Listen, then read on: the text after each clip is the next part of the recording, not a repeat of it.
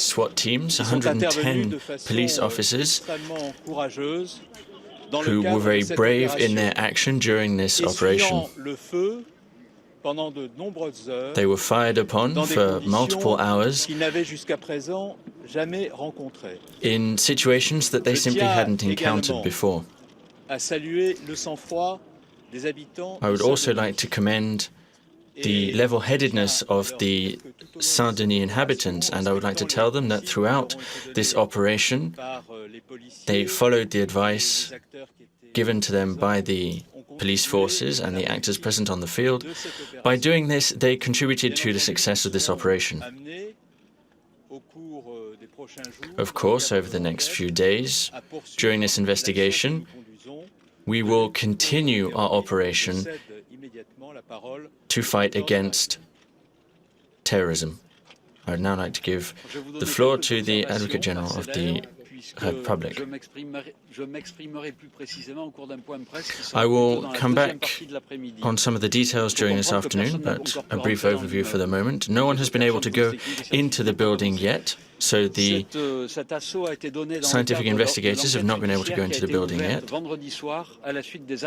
This operation was carried out in the context of the operation launched in the investigation following the Paris attacks. Lots of work has been done in this investigation, and this meant that thanks to our surveillance and witness accounts, we received information that suggested that Abaoud was perhaps in Saint-Denis. An operation was then launched last night, which led to the firefight that the minister described.